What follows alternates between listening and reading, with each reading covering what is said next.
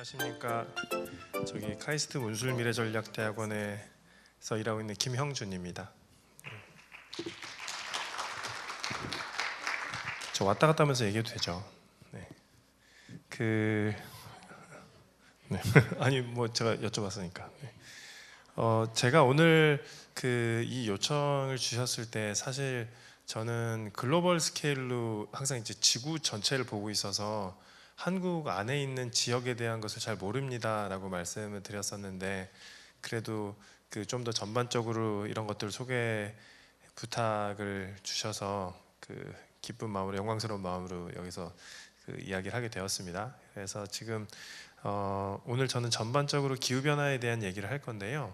아무래도 신선하진 않잖아요. 이제 많이 소모가 되었다라고 생각하는 분들도 계실 테지만, 아마도 여러분들이 생각했던 것과는 또 다른 방향으로 볼 수 있는 또 다른 기회가 될 수도 있을 거라고 생각하니 그냥 좀 편하게 유튜브 본다고 생각하시고 보시면 좋을 것 같습니다.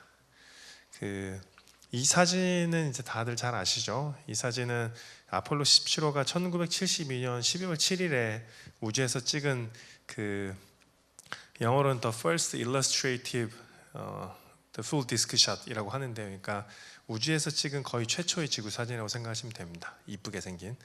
자, 그리고 이제 이 사진이 있는 다음에 이 사진의 이름은 되게 유명해요. 블루마블입니다.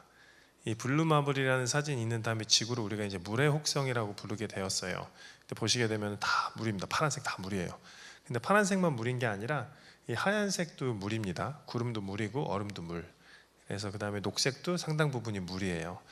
자, 그런데 우리가 이제 기후변화 같은 걸 얘기를 할 때 최근에 인류세 이런 얘기를 하잖아요. 인간의 흔적이 여기서 보이는가? 사실 안 보이죠. 거기서 우리가 어떻게 봐요? 근데 이거를 밤에 보게 되면은 사뭇 다르게 볼 수 있습니다. 이건 이제 블랙마블이라고 부르는 사진인데요.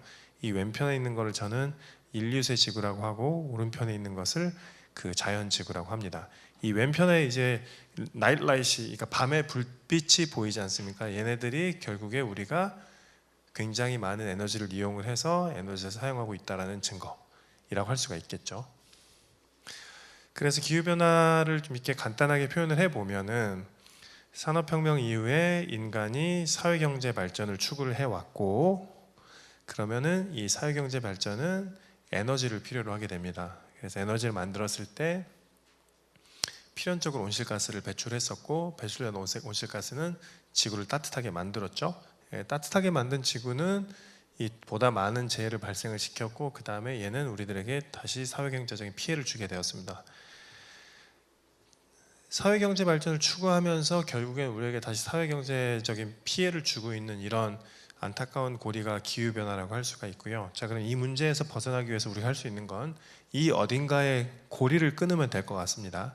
자, 그랬을 때 에너지를 만들되 온실가스를 내지 않는 이런 것들을 우리는 완화라고 합니다. 그리고 탄소 중립이 좋은 완화의 예 중에 하나가 될 수 있을 테고, 이런 화석연료 기반의 발전에서 신재생 에너지로 전환하는 이런 것들이 좋은 예가 될 수가 있겠죠. 근데 또 하나가 있어요. 왜냐하면 기후변화는 이미 그러니까 1700년대 되게 후에, 그러니까 끝날 때쯤에 산업혁명이죠. 이제 산업혁명과 궤를 같이 하기 때문에 이미 많은 부분이 진행이 되어 있어서, 이 진행이 되어 있는 것들을 받아들이고 거기에 대해서 우리가 어떻게 적응을 해 나가는지, 이런 부분들입니다. 적응이라는 단어가 좀 약간 수동적이어가지고 그래 비 오면 맞고, 그 다음에 뭐 가뭄이 있으면 물 안 마시고, 이런 게 적응이 아니고요. 그러면 이제 어떻게 뭐 배수 시설을 만든다든지 댐을 만든다든지 이런 적극적으로 대응하는 것도 적응에 속합니다. 이제 완화라고 하는 것은 근본적 해결이고, 적응이라고 하는 것은 생존을 위한 전략 같은 걸 생각하시면 될 것 같아요. 그래서 이런 재해가 있을 때 그거에 대한 피해를 경감시키는 이런 방법들을 생각을 할 수가 있고요. 그리고 이 두 가지는 서로 상호 보완적이면서 동시에 상충적입니다. 우리가 갖고 있는 자본이라든지 이런 것들이 제한되어 있기 때문에 둘 다 하면 좋은데 둘 다 못하죠. 그리고 어떤 걸 한쪽을 되게 잘했을 때 다른 한쪽에도 충분히 메릿을 주는 이런 관계에 있습니다. 최근에 이제 그 작년에 그 IPCC 6차 보고서가 나왔어요. IPCC 보고서가 1차 보고서, 6차 보고서가 나왔으면 1차 보고서도 나왔을 텐데 1차 보고서는 언제쯤 나왔을까요? 이게 무슨 포메이션이 이렇게 왔다 갔다 하기 굉장히 힘든 포메이션이네요. 언제쯤 만들어졌을까요? 1차 보고서. 예, 그쵸. 되게 잘하시네요. 1990년에 1차 보고서가 나왔습니다. 그 1차 보고서가 나온 이후에 그러면 30년이 훌쩍 넘었는데 그제서야 우리가 얘기할 수 있게 된 게 뭐냐면은 인간의 영향이 대기와 해양과 땅의 그 온도를 높이는데 그 높임이 명백하다라는, 명백하다까지 오는데 30년이 걸렸습니다. 그 전까지는 그 very likely라든지 likely라든지, 그러니까 아마도 아니면은 좀 매우 아마도 뭐 이런 식으로 표현을 했었는데 그 이제 여기까지 올 수 있게 되었고요. 그게 이제 여러 가지 증거들 위에 저희가 올라서 있습니다. 이 그래프 되게 유명합니다. 하키스틱이라고 그래서 하키스틱처럼 생겼잖아요. 근데 이제 서기 한 2000년 동안 쭉 봤더니 최근에 150년 동안 온도가 확 올라갔더라. 자, 그렇다면은 이게 왜 올라갔는가? 이게 진짜로 인간 활동 때문인가? 이런 것들을 이제 보고 싶은 거죠. 그래서 이걸 좀 줌인해서 보게 되면은 그리고 또 하나, 저희가 이런 결론을 낼 때는 하나의 증거에 의존하지 않습니다. 그러니까 영어로는 이제 multiple lines of the evidence라고 하는데요. 독립되어 있는 복수 개의 증거를 가지고 결론에 도달하게 됩니다. 그러니까 하나, 화살표가 하나만 있는 게 아니에요. 근데 이건 되게 이제 직접적인 예 중에 하나인데, 최근에 150년 동안 이런 식으로 온도가 증가를 했어요. 온도가 증가를 했는데 이 증가한 온도와 이 두 개의 다른 타임 시리즈를 비교를 했으면은 갈색은 관측을 잘 따라갑니다. 까만색이랑 갈색 비슷하잖아요, 그렇죠? 근데 녹색은 전혀 비슷하지 않죠. 이 까만색이 그 기후 시뮬레이션인데 인간이 있는 시뮬레이션이고 얘는 인간이 없는 시뮬레이션입니다. 그렇기 때문에 인간이 없는 지구에서는 최근에 그 150년 동안 관측이 되어 있는 온난화에 따른 지구의 온도의 변화가 나타나지 않는다. 반면에 인간 활동을 고려하면은 그거를 굉장히 잘 따라가더라. 이런 되게 직접적인 증거들을 많이 갖게 되었습니다. 이 그래프는 보면 어떠세요? 매우 마음이 편안해지지 않습니까? 그리고 이런 것들이 시험에 나오면은 일단 의심해야죠. 함정이 있는 것인가? 무조건 맞아야 되는 문제입니다. X가 3000일 때 Y는 얼마죠? Y 얼마죠? 그쵸? 사실은 1.498 배럴 수 있는데 1.5일 때 X가 한 3000 정도. 자, 이 관계가 뭐냐면요, 그 인간이 지금까지 배출해온 누적 이산화탄소의 총량과 지구의 기온의 변화입니다. 별로 복잡하지 않아요. 이렇게 1대1 그래프, 그러니까 1차원 그래프, 1차 함수 그래프인 거예요. 그러니까 우리가 더 많이 내면은 온도는 더 많이 올라가고, 덜 내면 덜 올라가고, 안 내면 안 올라가고, 있는 걸 빼내면 내려가는, 이런 굉장히 간단한 식입니다. 자, 그러면은 기후변화, 그러니까 온난화라고 하는 것을 해결하기 위해서는 이제 우리 이미 솔루션을 얻었네요. 그렇죠? 안 내면 되겠다. 안 내면은 온도 안 올라가면 끝이잖아요. 그렇죠? 자, 그런데 그게 사실 쉽지 않으니까, 그러니까 쓰레기 매립지 같은 거예요. 쓰레기 매립지가 이렇게 있는데 계속 내왔는데 요만큼밖에 안 남았어요. 자, 그러면 이거에 대한 어떻게 이걸 해결해야 되죠? 가장 처음 안 내면 되겠지. 그렇죠? 아니면은 있는 거를 빼내든지, 그래서 어디에 태워서 버리든지 우주에 갖다 버리든지, 이런 방법들도 있을 거예요. 자, 기후변화에서도 이제 그래서 지금 현재 이를테면은 2,500기가톤 정도가 이미 배출이 되었고, 산업혁명으로 쭉 여기까지 배출되어 왔어요. 자, 그러면 1.5도까지 가려면은 앞으로 한 500만큼 더 낼 수가 있어요. 한 500만큼 더 낼 수가 있는데, 자, 그러면은 사람이 1년에 500을 내면은 이거는 1년에 이걸 탄소 버짓이라고 합니다. 그러니까 카본 버짓이라고 탄소 예산이라고 하는데, 1년에 500을 내면은 1년이면 이 예산을 다 써버릴 테고, 1년에 100을 내면은 5년에 다 쓸 테고, 50을 내면은 10년에 다 쓸 테고, 1을 내면은 500년 동안 쓰겠네요. 그렇죠? 자, 그럼 우리 가지고 이거 가지고 한번 손을 한번 들어볼게요. 자, 사람이 1년에 그 500을 쓴다, 100을 쓴다, 50을 쓴다, 1을 쓴다. 자, 1년에 500을 쓴다. 500을 내보낸다. 자, 그 다음에 100을 내보낸다. 그 다음에 50을 내보낸다. 그 다음에 1을 내보낸다. 대략 50을 내보냅니다. 그러면은 그 500 나누기 50 하면 10년 정도 남았네요. 그렇죠? 근데 이게 기준이 이미 한 5년 전쯤이라서 지금 우리한테는 이 관계로 보더라도 5년이 채 남지 않았습니다. 근데 사실 제가 이런 강연을 굉장히 오랫동안 많이 하지 않겠습니까? 그래서 10년을 넘게 하고 있는데 이 전 보고서 같은 경우에는 얘기를 할 때 앞으로 이제 10년밖에 안 남았어요. 그 전에 뭐 15년도 안 남은 것 같아요. 막 이러는데 이제 뭐 이렇게 하다 보면은 좀 한 2, 3년 지나고 나면은 자, 우린 망했어요. 이런 얘기 할 것 같아요. 점점 계속 없어지고 있어요. 꾸준히 쭉 없어지고 있어요. 그래서 이 조금 전의 그래프랑 보게 되면은 y는 AX가 간단하게 델타 T 온도 변화는 이산화탄소의 배출 총량과 비례한다라는 것을 우리가 알 수가 있습니다. 자, 그럼 이걸 좀 더 나눠서 볼게요. 오늘은 제가 그 한국의 지역에 대한 얘기는 좀 많이 못할 텐데 그래도 전 지구 안에서의 우리나라 얘기는 좀 할 수 있도록 해보겠습니다. 자, 그러면은 이 1차 함수 그래프가 있는데 이산화탄소가 있고 기온이 변화가 있죠.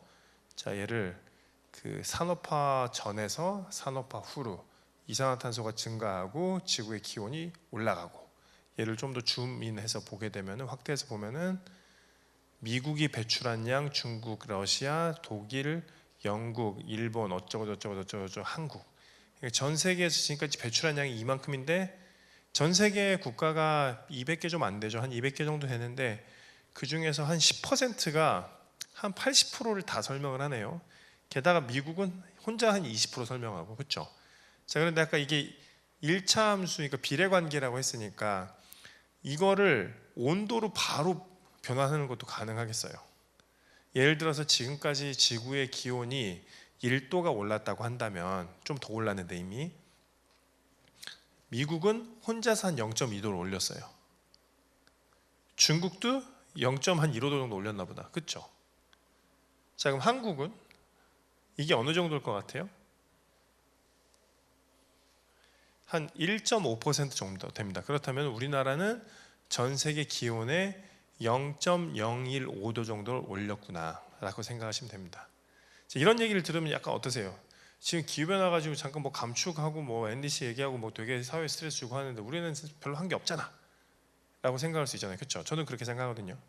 그런데도 불구하고 우리가 잊어서는 안 되는 거는 이 아래에 있는 수많은 다른 나라들 보다는 압도적으로 많은 양을 배출한 나라이기도 합니다. 자, 그런데 여기서 이제 얘네들이 이렇게 됐다면은 아까 처음에 이렇게 뭐 이렇게 그 링크 같은 거 있었잖아요. 이 끝단에 있는 재해, 온도가 올라가서 재해가 더 많이 발생했는데 그러면 어떤 재해가 기후변화 때문에 일어났는가? 이런 것들을 특정을 할 수가 있는가? 예를 들어서 2년 전에 서울에서 115년 만에 폭우가 나서 강남의 사거리 다 잠기고 이랬는데 이게 기후변화 때문인가? 아니면 그 한 해 전에 흰남노가 와서 태풍 때문에 포항제철이 침수가 되어서 굉장히 큰 경제 손실을 입었는데 그게 기후변화 때문인가? 그렇다면 거기에 대해서 우리 책임 얼만큼인가? 이런 것들을 생각할 수가 있잖아요. 그래서 이런 각각의 나라가 이런 재해들에 어떻게 기여를 하고 있는지 이런 것들을 볼 수가 있게 됩니다. 다시 말하면은 이런 것들을 한국 내에서도 할 수가 있어요. 한국이 갖고 있는 책임이 이만큼 있을 때 각 시도별로 얼마만큼 냈고 걔네들이 얼마만큼 이제 온도에 기여를 했고 그러면 이를테면은 뭐 서울이 이번에 온 태풍에 얼만큼 기여하고 이런 것들을 충분히 생각을 할 수는 있습니다. 다만 지금 현재 우리가 갖고 있는 기후 모델링에 대한 기술이 그렇게까지 세밀하게 갔을 때 정확도를 담보하기 힘들어요. 한국이 너무 작아서. 일단 하지만 이제 개념적으로 충분히 가능하다는 걸 말씀을 드립니다. 기후변화에 대한 큰 문제 중에 하나는 이게 피해자와 가해자가 나눠져 있다는 거예요. 그래서 보시게 되면 이렇게 위쪽에 보라색이죠. 얘네들이 글로벌 노스라고 하는 애들이 굉장히 많은 이산화탄소를 배출을 해왔고, 그러니까 탑 10% 그러니까 상위 10%의 부자들이 40%의 기후변화를 배출을 해왔고, 그 다음에 하위 50%는 전체의 15%밖에 기여를 하지 않았습니다. 그럼에도 불구하고 기후변화에 의한 재해 때문에 그 제일 취약한 나라들은 거의 다 글로벌 사우스, 그러니까 언더데벨롭드 컨트리들이죠. 이런 것들이 있다라는. 그리고 지역적인 것뿐만이 아니라 세대에도 이런 것들이 존재를 합니다. 우리가 지금 느끼고 있는 기후변화에 대한 문제점에 대해서 우리는 책임이 없어요. 우리의 전 세대가 책임을 가지고 있죠. 그러면은 뭐 that's okay. 그러니까 뭐 내 잘못 아니니까. 하지만 우리는 그와 동시에 우리 다음 세대에 우리가 그 죄를 짓고 있죠. 이런 부분들. 그러니까 지리적이나 그 다음에 세대, 그러니까 시 공간에 따른 그 불평등, 이런 것들이 기후변화가 갖고 있는 근본적인 문제이기도 합니다. 이거 사진을 보면은 이 두 사진의 공통점이 어떻게 될까요? 라고 대답하면 안 됩니다. 너무 쉽잖아요. 좀만 더. 사실은 못 맞출 거라 확신을 갖고 온 그 사진이긴 한데, 이번에 그 쇼헤이 오타니가 어떤 기록 세웠죠? 그쵸? 예, 이 두 사진의 공통점은 50-50입니다. 메이저리그 역사상 최초로 이 선수는 올해 50 홈런과 50도루를 기록을 했고요. 그리고 같은 해 여름에 일본의 교토는 그 관측 역사상 최초로 50 폭염과 50 열대야를 기록을 합니다. 근데 올해 여름 우리나라도 많이 더웠잖아요, 그렇죠? 우리나라도 상당한 기록경 이런저런 기록을 많이 갱신을 했습니다. 사실은. 자, 그래서 지금 재해에 대한 얘기를 하고 있는데 UNDRR에 나오는 보고서를 보게 되면은 최근에 20년 동안 자연재해로 130만 명 정도의 사망자가 발생을 했고, 그리고 그 130만 명의 한 91% 정도가 그 이상 기상 현상으로 그 유명을 달리했다라는 것을 우리가 알 수가 있습니다. 그러니까 이를테면 뭐 홍수 45%, 가뭄 33%. 그러니까 우리가 굉장히 임팩트가 큰 홍수라든지, 그 화산 폭발이라든지, 아니면은 그 뭐죠? 얼스케이크, 지진이라든지 이런 것들은 사실 굉장히 빈도가 낮기 때문에 여기에 대해서 사망자가 생각보다 발생을 하진 않고요. 매번 지금도 현재도 일어나고 있는 이런 이상 기후에 의한 이상 기상 현상들이 굉장히 많은 사람들의 목숨을 앗아가고 있다. 그리고 이런 경제적 피해도 점점 증가하고 있는 게 최근의 20년과 그 전에 20년을 비교를 했을 때 경제적 피해가 250% 이상 증가를 했더라. 자, 그렇다면은 적어도 2050년 정도까지는 지구의 그 월드 파퓰레이션은 증가합니다. 세계 인구 증가하고요. 그 다음에 우리의 경제도 아직까지도 계속 양적 팽창하고 있습니다. 그러면 여기에 대해서 계속 기후변화에 대한 문제가 생긴다면은 너무나 당연하게 그 인적 피해, 그 다음에 경제적 피해도 기하급수적으로 늘어가겠죠. 이런 문제가 있고, 좀 전에 말씀드렸던 것처럼 가해자와 피해자가 극명하게 나눠져 있는 문제이기 때문에 이제 최근에는 이제 그 당사국 총회라는 곳에서 이런 것들을 의논하기 시작했어요. 올해가 29이었고 이 그 컵 27이 이집트에서 열렸는데 로스 앤 데미지, 그러니까 손실과 피해라는 것에 대해서 합의를 하게 됩니다. 이게 무엇이냐면은 어떤 나라에서 어떤 재해가 발생을 했을 때 그 재해가 기후변화 때문이라면은 그거를 모두 다 같이 책임을 지고 보상을 해주자 라는 것이 2년 전에 무려 합의가 되었고, 그리고 작년에 거기에 대해서 여러 나라들이 그 기금에 대한 약속을 하고 월드뱅크가, 그러니까 세계은행이 그거를 이제 운용하는 그 주체로 지정이 되었죠. 그리고 올해 같은 경우에는 러스 앤 데미지에 대해서 뭐 특별히 뭔가는 없었는데 앞으로도 계속 나아갈 것이라고 생각합니다. 그리고 내년부터는 실제 이 기금이 집행되기 시작한다고 해요. 그래서 이제 그 부분들을 어떻게 해 나가는지 저는 이제 좀 옆에서 좀 가깝게 보고 싶다는 생각을 갖고 있습니다. 근데 이게 합의에 이르렀던 제가 생각했을 때는 가장 큰 경위는 이제 2년 전에 파키스탄에 큰 홍수가 오는데 역대급 홍수가 와요. 근데 그 홍수가 국토의 3분의 1이 홍수의 피해를 입습니다. 어마어마했죠. 그래서 그 덕분에 파키스탄 같은 나라는 아프리카랑 다 더해봐야 지금까지 누적 이산화탄소가 4%도 안 되는데 왜 이런 피해를 입어야 하는가, 이런 것들에 대해서 좀 더 그 강하게 합의에 이를 수 있었다라고 생각을 합니다. 그래서 아까 지금 여기서 계속 말씀드리는 거는 어떤 재해가 있을 때 그러면은 이 재해 책임을 어떤 식으로 우리가 그 애트리뷰트를 할 것인가, 어디에서부터 이런 피해가 온 것인가 우리가 추적을 하려면은 컴퓨터 시뮬레이션 하게 됩니다. 그래서 저희 분야에서는 이거를 대기 대순환이나 아니면은 지구 기후 모델이나 아니면은 지구 시스템 모델 이런 식으로 부르게 되는데, 일기예보 믿으세요? 일기예보를 믿으세요라고 그 질문을 드리면은 그 집단에 따라서 굉장히 반응이 다르긴 합니다. 네, 일기예보, 저는 이제 대기과학과를 나와서 기상청에는 저의 지인들, 제가 모르는 사람보다 아는 사람이 더 많을 텐데, 그러니까 선후배들, 뭐 동기들 엄청나게 많이 있습니다. 굉장히 열심히 일하고 되게 잘해요. 그리고 여러분들이 생각하시는 것보다 우리나라의 일기예보의 수준은 높습니다. 전 세계에서 10등 안에는 가볍게 들고 그 5손가락 안에 꼽힐까 말까 하는 이 정도라고 생각하시면 될 것 같아요. 우리나라보다 확실하게 잘한다고 얘기할 수 있는 데가 한 서너 군데밖에 없습니다.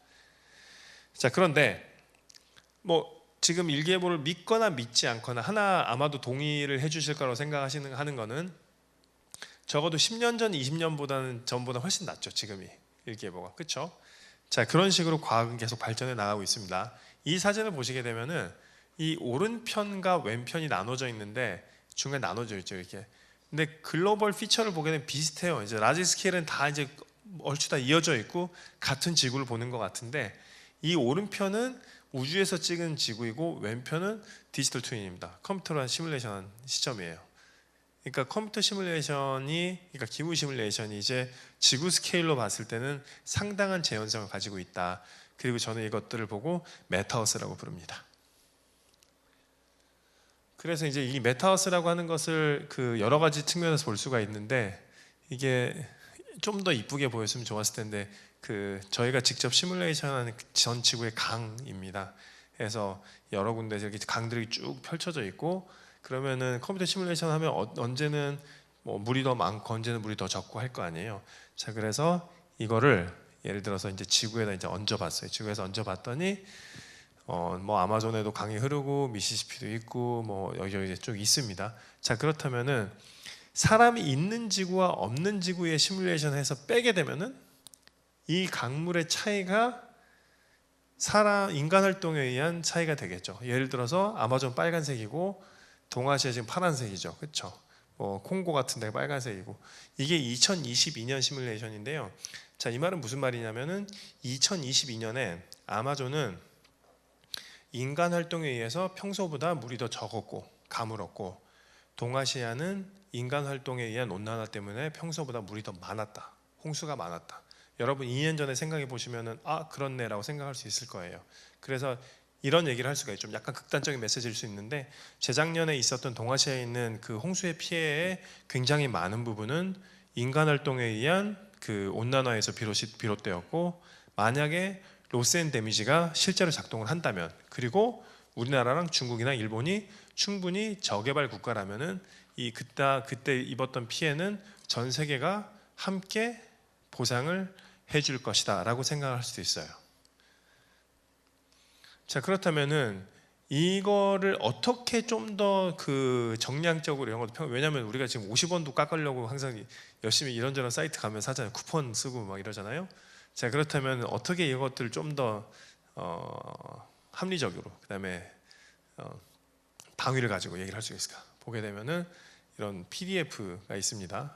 Probability Density, 그러니까 그 확률 밀도 함수가 있으면은 처음에 보여드렸던 인간 활동이 없을 때, 그러니까 기후 변화가 없을 때, 그 다음에 온난화가 생기면 온난화가 되면서 이게 오른쪽으로 이동을 합니다. 그리고 동시에 분포가 좀 펑퍼짐해져요. 이렇게 되면 어떤 문제가 생기냐면은 여기 홍수라고 할게요. 이 홍수라고 하는 것들이 일어날 수 있는 확률이 굉장히 커지게 되죠. 그러니까 기후 변화가 없을 때에 비해서 있을 때가 어떤 같은 강도의 재해가 일어날 확률이 커진다는 얘기입니다. 자, 그리고 이게 곧 이제 경제적인 피해가 되겠죠. 자, 그렇다면은 이런 것들을 가지고 할 수 있는 것들을 좀 더 구체적으로 볼게요. 그 기후변화, 그러니까 온난화가 가뭄에 어떤 영향을 줄 것인가? 이걸 보게 되면은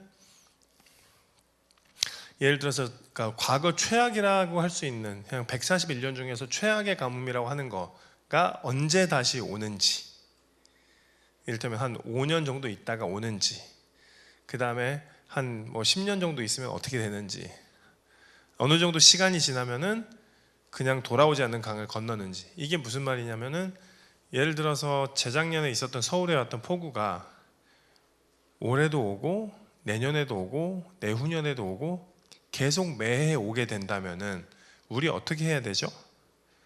둘 중에 하나겠죠. 극단적으로 보게 되면은 강남을 버린다. 또 하나는 강남을 구한다. 그 사이에 어딘가 이겠죠. 근데 이런 것들을 가지고 이런 과학적 근거를 가지고 사실 이제 좀 더 길게 긴 안목을 가지고 우리가 그 선제적으로 대응을 해야 된다고 생각을 합니다. 사실 어저께 제가 약간 어떤 다른 자리에서 좀 약간 그 불을 토했다고 그래야 되나, 좀 시니컬은 아니고 제가 좀 약간 강한 코멘트를 한 일이 있었는데, 그러니까 어떤 그 정책이라든지 아니면 관련 법안을 우리가 만들 때는 기본적으로 이제 선제적으로 생각을 해야겠죠. 미래를 생각을 하고 이런 것들을 만들어야 될 테고, 그렇다면은 그 미래에 다가가는 목표를 설정을 할 때 그 목표가 근거가 있어야 된다고 생각을 합니다. 목표를 세워놓고 도달하지 못했어요. Sorry 하고 끝나면 안 되는 거잖아요. 자, 그렇다면은 그것에 대한 과학적 근거를 투명하게 제시를 하고, 그랬을 때 도달을 못했다면은 그 책임은 과학이 지면 된다고 생각을 합니다. 당연히 과학이 그걸 질 수 있는 주체는 아니지만, 하지만 그게 없이 그냥 이런 그 뭔가 설정을 했을 때는 그 설정을 한 사람이나 그 주체가 일정 부분 책임을 져야 하지 않는가. 그렇기 때문에 우리가 공동체가 나아가야 되는 방향을 설정을 할 때는 과학을 적극적으로, 특히 기후변화에 대해서 이용을 해야 된다고 생각을 합니다. 자, 그리고 기후변화 얘기를 할 때 또 종종 나오는 재해 중에 하나가 태풍이죠. 자, 여기서 또 한번 이제 손드는 거 한번 해볼게요. 태풍, 자, 기후변화 때문에 태풍의 개수가 는다. 기후변화 때문에 태풍의 개수가 준다. 자, 이런 것들을 물어봤던 이유는 분명히 함정이 있다는 얘기입니다. 기후변화 때문에 태풍의 개수는 줄어요. 그 대신 재해를 일으킬 수 있는 강한 태풍의 개수가 늡니다. 자, 그렇다면 기후변화 때문에 태풍의 호우가 어떻게 될 것인가, 이런 것들을 직접 해볼 수가 있죠. 그러니까 메타버스 실험 같은 거 해보면 되는데, 이게 실제 일어난 세상입니다. 최근에 한 50년 동안 동아시아를 봤을 때 빨갛게 칠해진 거는 태풍 때문에 일어난 호우의 빈도가 는 곳이에요. 더 많이 태풍이 와, 그러니까 우리가 인지한 그대로 뉴스에서 뭐 매번 뭐 태풍 오면서 계속 뭐 기록 깨지고 이런 느낌들이 실제로 일어났다. 자, 그러면 이게 기후변화 때문에, 인간 활동에 의한 기후변화 때문인가, 아니면 긴 지구 역사 속에서 어쩌다가 있는 상황인 것인가를 봤더니, 인간 활동이 있는 지구와 없는 지구를 비교해 봤더니 실제 일어난 세상이 굉장히 비슷합니다. 그래서 이런 것들을 우리는 정량적으로 평가하는 거 좋아하니까, 사람이 없는 지구를 가지고 인류세 지문이라는 걸 쭉 봤는데 0을 중간에 두고 뭐 특별하게 뭐 쭉 어디로 간다 이런 거 없이 계속 이렇게 플럭추에이트 해요. 근데 실제 지구를 여기다 얹어보게 되면은 이 자연 변동성을 훌쩍 넘어가 있는, 1980년대부터는 다른 세상을 향해서 나아가고 있어요. 이 말은즉슨 지금 우리가 느끼고 있는 태풍의 호우의 빈도의 증가는 분명히 자연 변동성이 아니라 인간 활동에 의한 기후변화가 영향을 주고 있음이 분명하다라는 것을 알 수가 있습니다. 자, 이 사진 되게 유명하죠, 그렇죠? 한 그 2년 전에 강남역에서 찍힌 사진이죠. 그렇다면은 장마는 어떨까라고 봤을 때 사실 장마도 마찬가지예요. 이렇게 이 녹색으로 칠해진 부분은 최근에 한 50년 동안 장마에 의한 강수가 늘은 곳입니다. 그러니까 우리나라, 그 다음에 일본 서남부, 그 다음에 그 중국 동해안, 그 중국 동부를 보게 되면, 자, 이런 식으로 늘었는데 이게 왜 늘었을까? 그런 게 궁금하잖아요. 저는 궁금한데, 자, 여름철에 우리나라의 날씨를 얘기할 때 굉장히 자주 등장하는 단어가 있는데요. 그 북태평양 고기압, 그렇죠? 이 북태평양 고기압이라고 하는 것이 북반구, 고기압은 북반구에서 시계방향 회전합니다. 근데 이게 기후변화 때문에 강해졌어요. 강해졌다는 얘기 무슨 말이냐면 이 펌프가 되게 강해져서 이 남쪽에 있는 더 따뜻하고 습한 공기를 계속 퍼올리게 되면서 이쪽에 굉장히 강한 강수가 더 자주 내리게 되었다라는 것들을 우리가 연구해서 알 수가 있었습니다. 이제 거의 이제 막바지를 향해서 다가가고 있는데요. 제가 요즘에 이제 임계점 얘기를 많이 합니다. 그래서 우리가 어떤 그 돌이킬 수 없는 강을 건넌다든지 아니면 굉장히 뭔가 갑자기 가속돼서 다른 데서 가고 있다든지 이런 것들을 우리가 이제 임계점이라고 합니다. 이런 식으로 어떤 시스템이 외부 자극에 의해서 굉장히 빠르게 이동을 하거나 아니면은 갔다가 잘 돌아오지 않거나 회복력이 낮아지는 그 지점을 임계점이라고 하는데요. 이 기후변화라고 하는 것을 저는 이제 포괄적으로 이제 입체적으로 생각을 해야 된다 항상 얘기를 합니다. 그 이유 중에 하나가 얘는 그 호우와 가뭄의 그 합성 가뭄이에요. 그러니까 합성 재해예요. 이를테면 한 번에 비가 쫙 오고 그 다음에 가뭄이 쭉 오고 이런 상황들이 어떻게 더 악화가 될 것인가를 봤더니 글로벌리는 파란색이 과거, 노란색이 1.5도, 빨간색이 2도 증가했을 때 아까 그 확률 밀도함수 보여드렸던 것처럼 오른쪽으로 가면서 벌어진 되게 교과서적인 모습이죠. 유럽도 마찬가지고. 근데 아마존은 반대로 가네요.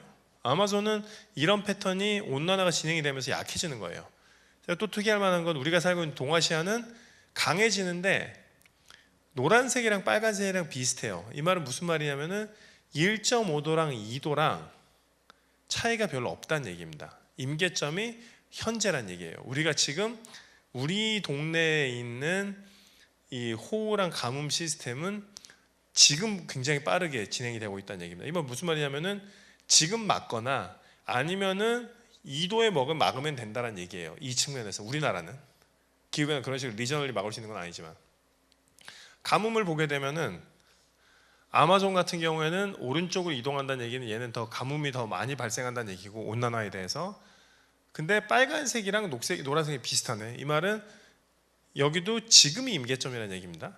그리고 1.5도는 넘어가게 되면은 2도랑 별 차이가 없어요. 그렇다면 저 나라는 가뭄에 대해서 별로 1.5도에 목맬 필요가 없는 얘기입니다. 지중해 연합 유럽은 어떻죠? 유럽은 1.5도랑 지금이랑 비슷해요. 하고 임계점이 1.5도와 2도 사이에 위치합니다. 그렇기 때문에 이 나라들은 1.5도에 막는 게 가뭄의 측면에서는 굉장히 베네피셜합니다. 이런 식으로 여러 지역들이 여러 섹터에 대해서 굉장히 다른 면모를 가지고 있는 게 또 기후변화의 문제입니다. 그렇기 때문에 우리가 셈을 되게 잘해야 돼요. 되게 정확하게 셈을 해야 됩니다. 펼쳐놓고 이렇게 뭐 어떤 문제들이 있는지 다 본 다음에 얘네들의 셈을 해가지고 최적화된 우리의 전략을 세워야 되는 거예요. 그런 걸 하기 위해서 보통 국가 단위에서는 그 Ministry of Environment가 있고 그 다음에 그 산업부가 있고 얘네들 항상 싸워요. 하고 그런데 이제 기후변화 문제 해결을 위해서 이제 기재부 같은 이제 Ministry of Finance랑 얘기를 해가지고 어떤 기금을 만들게 되면은 이거를 가지고 외교부가 그 협상 테이블에 앉습니다. 그래서 어떤 피해가 있을 때 이 피해 보상을 우리는 이만큼 할 거야, 저만큼 할 거야. 이거에 대한 과학적 근거 이렇게 된다라는 스킴이 지금 만들어지고 있고 제가 생각했을 때는 길어도 5년 안에는 정립이 돼서 그런 식으로 움직일 거라고 생각합니다. 자, 그렇다면은 지역에서도 이런 것과 비슷한 것들이 일어날 거라고 생각을 해요. 앞으로. 그러니까 우리나라 안에서 불을 어디서 만들고 그런 수해가 어떻게 되고 이런 불을 만들어낼 때 이산화탄소 배출이 어떻게 되고 이런 흡수는 어디서 하고 있고 자 그렇다면 그런 것들의 가치를 또 그 같은 줄자 위에다 얹어놓고 비교를 하는 이런 것들이 필연적으로 일어날 거라고 생각을 합니다. 네, 그리고 지금 오늘 제가 보여드렸던 것 중에 제가 말씀을 많이 못 드린 것들이 있는데 제가 그 한겨레라는 신문에서 컬럼을 씁니다. 오늘 제가 한겨레가 아닌데 죄송합니다. 네. 근데 기후변화에 대해서 나름 그 풀어 쓰려고 노력을 많이 하는 글이라서 오늘 제가 말씀드렸던 것 중에서 조금 더 궁금한 게 있으면 한번 들어와서 보시면 감사하겠습니다. 이상입니다. 감사합니다.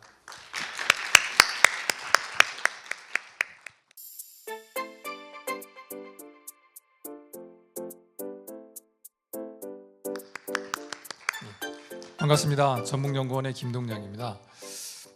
저는 이제 인구 정책을 담당하고 있는데요. 오늘 와서 보니까 제가 거시에서 미시로 들어가는 그 중간에 제가 위치해 있는 걸 알았네요. 그래서 지구 단위에 대한 얘기를 했다면 조금 좁은 지역에 대한 얘기를 좀 하고 싶습니다. 저는 인구 정책을 하다 보니까 인구 정책이라고 하는 것이 뭘까? 인구는 왜 필요할까라고 하는 생각을 하게 됩니다. 그러다 보니까 결론에 다다르는 것은 사회적 활력과 경제적 활력을 만들어내기 위해서 인구가 필요하다라고 하는 결론에 이르렀는데요. 그러면 지역에 사회적 활력과 경제적 활력을 만들어내는 인구의 요소는 무엇일까라고 생각을 해보니까 크게 세 가지가 있는 것 같습니다. 첫 번째는 인구 규모라고 보시면 될 것 같습니다. 그래서 인구 규모라고 하는 것은 어느 정도의 인구가 가장 적정한가, 사회적 활력과 경제적 활력을 만드는 데 있어서 어느 정도의 인구 규모가 필요한가라고 하는 문제하고 맞먹는다고 볼 수가 있겠습니다. 그런데 이제 많은 학자들은 인구 규모를 생산 가능 인구하고 연결해서 생각하는 경우가 많습니다. 그러다 보니까 인구가 적으면 생산 가능성이 떨어져서 국가나 지역의 경쟁력이 떨어질 것이다 라고 하는 얘기들이 많이 있는데 꼭 그렇지만은 않습니다. 인구를 연구하는 학자들을 보시면 이제 LG경제연구 같은 경우에는 이 문제가 가장 클 거다, 노동력 부족이라고 하는 게 얘기를 하고 있는데, 한국은행 같은 경우에는 개방적 경제에서는 그렇게 큰 문제가 안 될 것 같은데 라고 얘기하는 학자도 있고요. 일본의 아주 생물학 권위자인 이케다 기획과 같은 경우에는 아니다, 4차 산업혁명 시대 지금 같은 경우에는 4분의 1 정도 인구가 더 줄어야 오히려 지금 시대에 맞는 인구 규모가 될 거다라고 얘기하는 학자들도 있습니다. 그리고 지금 현재 며칠 전에 나왔던 이컬러니스트 같은 경우에도 그렇게 저출산이라고 하는 것이 심각하게 인구를 소멸할 정도까지 가지 않을 것이다. 다양한 측면에서의 인간의 어떤 혁신의 역량이 높아지면서 이 문제를 해결할 것이다 라고 이야기하는 사람들도 있습니다. 그러다 보니까 과연 우리나라의 인구는 지금 5,100만 정도 되는데 어느 정도가 적정한가? 과연 지금의 인구가 감소하고 있는 것이 인구의 적정한 인구를 찾아서 가는 것은 아닌가? 라고 하는 거꾸로 된 물음도 한번 해보게 됩니다. 두 번째 인구 문제의 요소는 인구 밀도라고 할 수가 있겠는데요. 이제 대표적인 우리나라의 2020년도에 인구에 있어서 큰 사건이 몇 가지가 있었는데요. 첫 번째는 인구의 자연 감소가 시작된 해가 2020년입니다. 2020년도에 자연 감소라고 하면 사망자 수가 출생아 수보다 많아진 해입니다.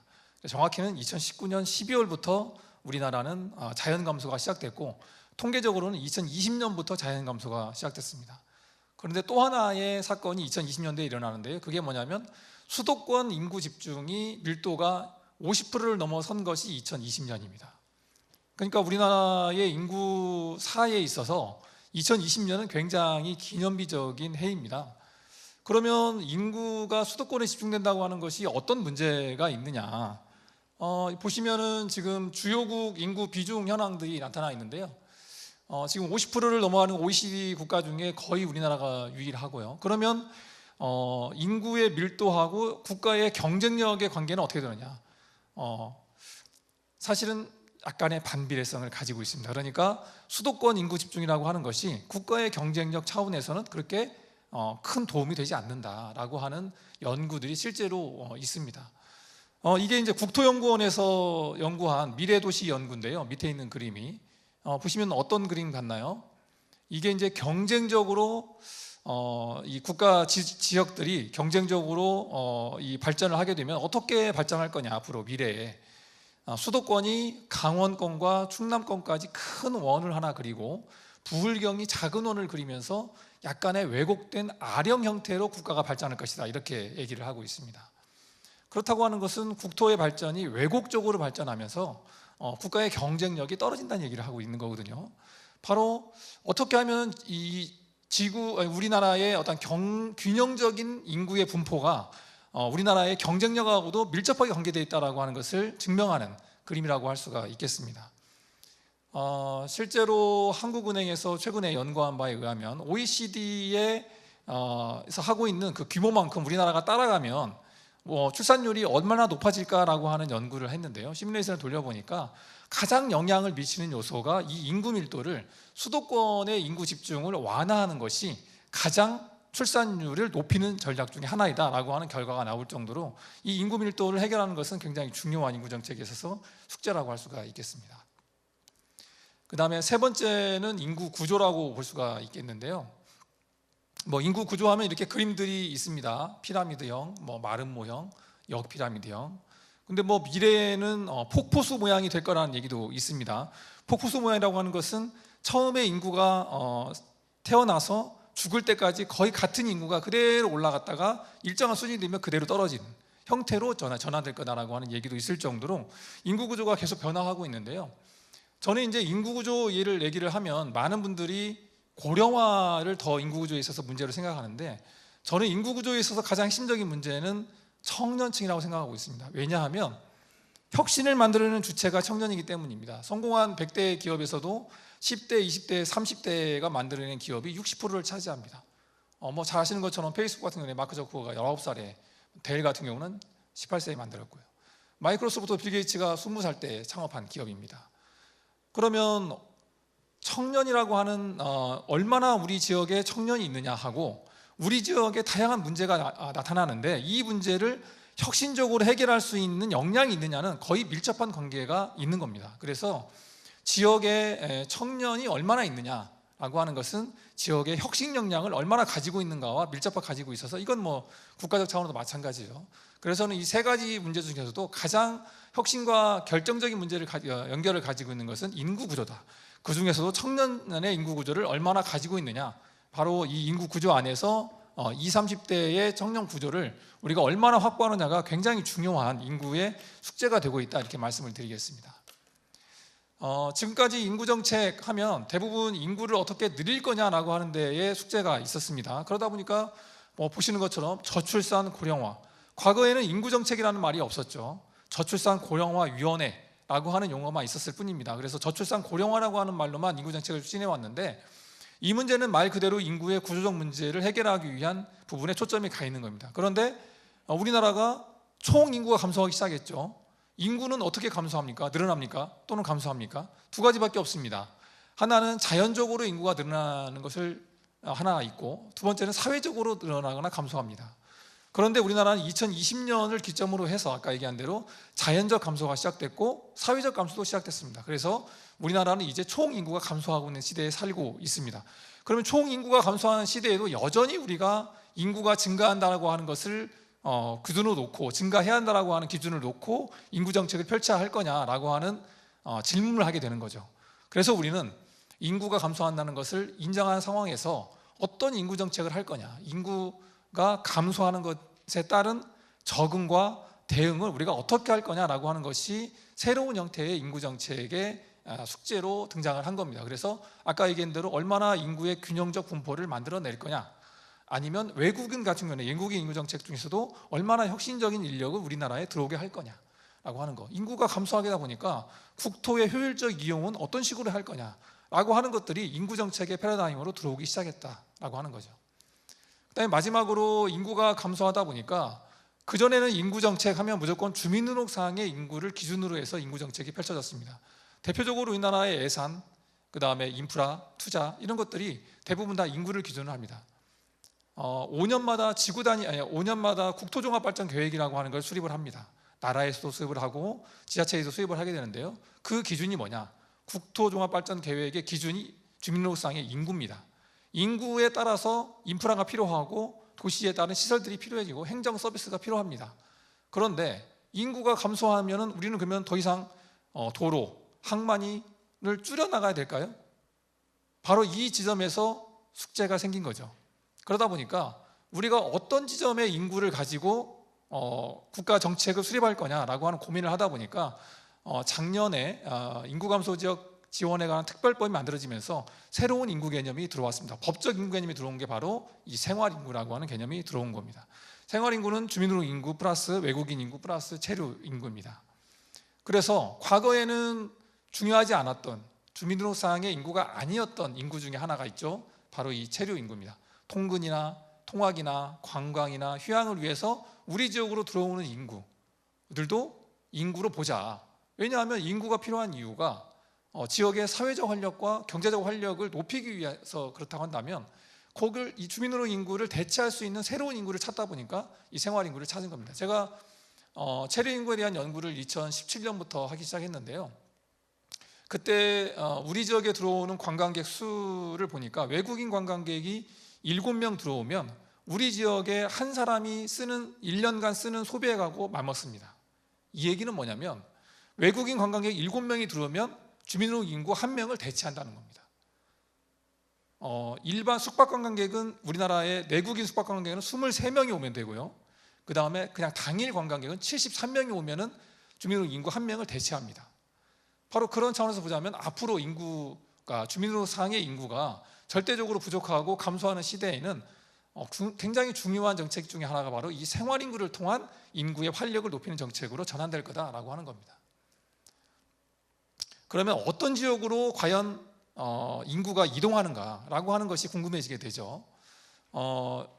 여러분들 직장 생활 몇 년 차이신지 모르겠네요. 직장 생활을 1년 차, 3년 차, 5년 차, 7년 차 이렇게 홀수년도에 직장 사춘기가 온다고 그럽니다.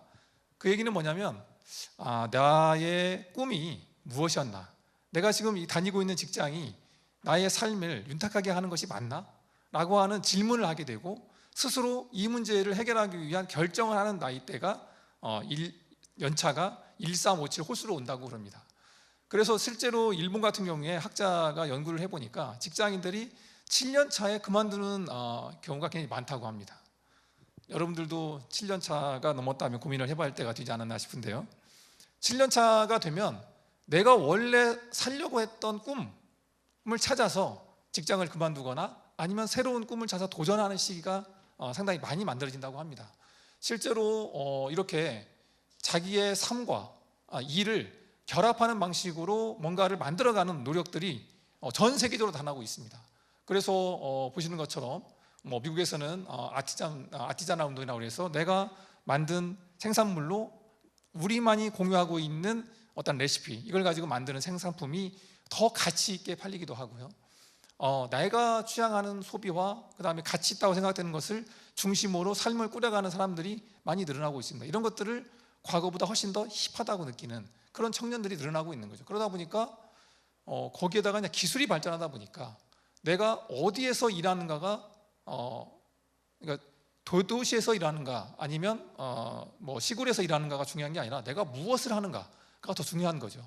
그러다 보니까 나이가 얼마나 더 창의적이고 생태적인 환경 속에서 나의 삶을 꾸려갈 거냐라고 하는 것이 더 중요해지는 시대가 온 겁니다. 그리고 그러한 지역을 찾아서 기업들이 이동하기도 하죠.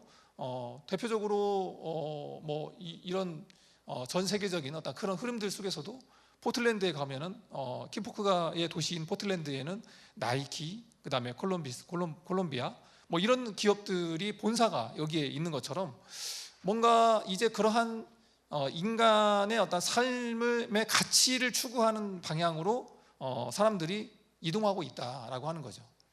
그러면 우리나라의 청년들 실제로 그렇게 이동하고 있는가? 혹시 서울에서 1년에 몇 명이 도시를 빠져나와서 지방으로 이동하는지 아십니까? 50만이 1년에 빠져나옵니다. 우리가 생각할 때 인구의 수도권 집중화가 이렇게 심하데도 불구하고 1년에 50만 정도는 계속 빠져나와서 다시 지방으로 갑니다. 그런데 과거에는 그런 사람들을 실패자라고 하는 낙인을 찍었습니다. 그런데 지금은 그렇지 않죠. 지금은 바로 지방을 새로운 기회의 땅으로 생각하고 거기에서 새로운 걸 만들어가기 위한 청년들이 이동하기 시작합니다. 그래서 크게 4가지의 방식으로 지역을 들어오는데요. 첫 번째는 농업의 새로운 가치를 추구하는 방식으로 들어옵니다.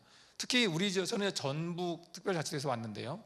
우리 지역 농도이다 보니까 젊은 청년들이 시골로 들어오는데 최근에 청년들을 만나면 무엇이 가장 필요하냐라고 물어봅니다.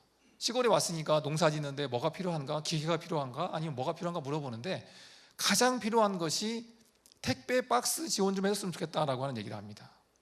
아니 농촌에 들어왔는데 왜 택배 박스야? 물어보면 이 친구들은 생산과 과거의 방식으로 생산도 하지 않고요. 또 판매도 그런 방식으로 하지 않습니다. 아예 자기가 유통 채널을 만들어서 생산한 것을 다시 가공하고 판매하는 것을 직접 하기 때문에 1인 사장, 1인 브랜드를 가지는 겁니다. 그런 방식으로 시골에 들어오고 있고요. 두 번째는 지역에 다양한 문제가 있는데 이 다양한 문제를 해결하기 위한 주체로서 들어옵니다. 그래서 지역에 어떤 이동의 문제가 있다라고 하면 그 이동의 문제를 해결하기 위해서 들어오고요. 지역에 어떤 환경의 문제가 있다. 그럼 환경의 문제를 해결하는 방식으로 지역을 들어옵니다. 그리고 지역 문제를 해결하는 해결사로서의 역할을 하고요. 그 다음에 세 번째는 장소 기반 산업을 추구합니다. 이 부분은 뒤에서 한 번 더 설명을 드리겠습니다. 그리고 네 번째는 아까 잠깐 설명드렸죠. 장소에 구애받지 않는 첨단 업종에 종사하시는 분들도 지방을 선택하고 있습니다. 장소 기반 산업을 잠깐 설명을 드리겠습니다. 장소 기반 산업이라고 하는 것은 말 그대로 장소에 기반한 산업입니다. 장소라고 하는 것은 뭐냐? 과거에는 인구가 생산 수단이 있는 곳으로 인구가 집중해서 모여 들어왔습니다. 그러다 보니까 우리나라는 생산 수단이 어디에 모여 있습니까? 다 수도권에 모여 있지 않습니까? 그러다 보니까 인구도 수도권으로 몰리게 되는 거죠. 그러면 언제까지 생산 수단이 있는 곳으로 인구가 갈 거냐라고 하는 겁니다. 최근에는 인구가 생산 수단이 있는 곳으로 가지 않고 일하기 좋은 곳으로 점차 이동하고 있습니다.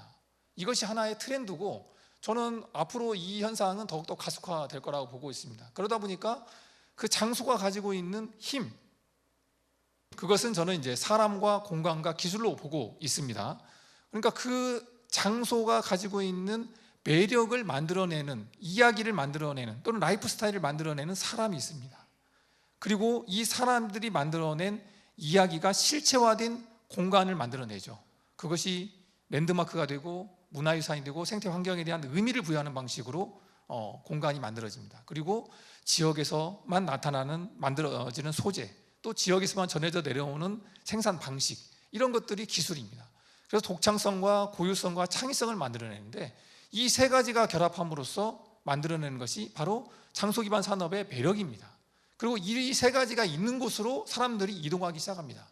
장소 기반이라고 하면 처음에는 이렇게 위치 기반이라고도 이해할 수 있는데요. 대표적인 포켓몬 이 게임이 위치 기반입니다. 어디에 가면은 몬스터를 잡을 수 있는지를 위치 기반으로 저희가 알 수가 있죠. 그런데 이런 게임 같은 경우에는 유니크 굿에서 만든 게임인데요. 이건 장소 한옥마을에 가가지고 미션을 수행하고 그 장소에서 인증해야만이 그 다음 단계로 넘어갈 수가 있고 그 다음에 베네핏을 얻을 수가 있습니다. 이건 뭐냐? 여기는 어떤 장소 하나만 알려준다. 위치를 알려주는 방식으로 이동하지만 여기는 그 장소가 가지고 있는 매력을 체험하고 느끼고 문제를 해결할 때만이 만드는 체험, 쾌감을 느낍니다. 그러니까 단순한 위치 기반이 아니고 사람과 공간과 기술이 만들어지는, 결합돼서 만들어지는 매력, 이 공간으로 이제는 사람들이 이동하기 시작한다는 겁니다. 왜냐? 저 대표적으로 이렇게 콘텐츠 산업이 대표적인 장소의 어떤 이동성을 굉장히 높이는 방식으로 지금까지 산업이 발전해 왔습니다. 생산의 장소 이동성을 높이고 소비의 장소 이동성을 계속 높이는 방식으로 오거든요. 우리가 뭐 쿵푸 팬더 있지 않습니까?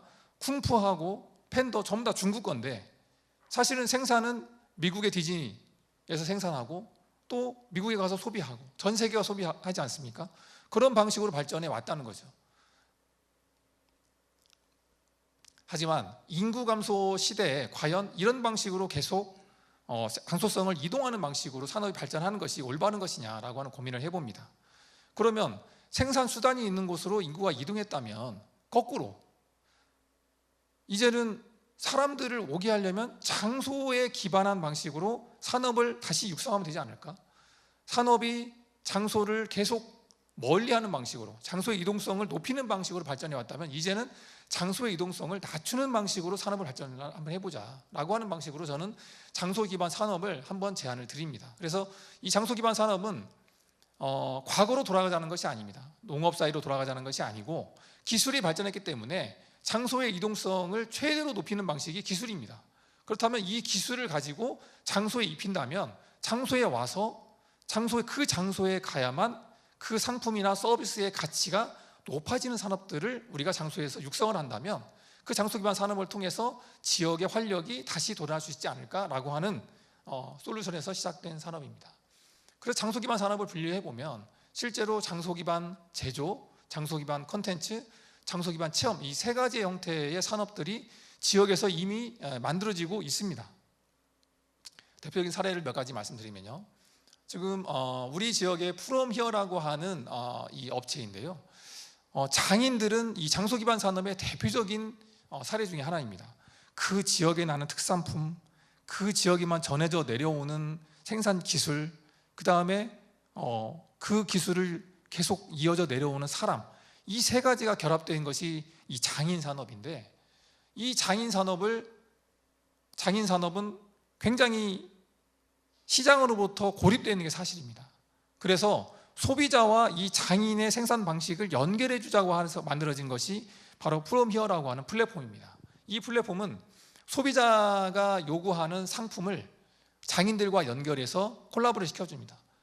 대표적으로 이게 달 항아리 디퓨저인데요, 달 항아리는 원래 상당히 큰 항아리입니다. 그런데 프롬 히어 대표가 달 항아리 장인한테 디퓨저용의 달 항아리를 만들고, 그 다음에 솥대 장인 만나서 디퓨저용의 솥대를 만들고, 그리고 또 향기 장인을 만나서 향기를 만들고, 이 세 명의 장인이 만나서 전주 솥대 항아리 디퓨저가 만들어집니다. 그리고 이거 소비자를 연결해 주는 거죠.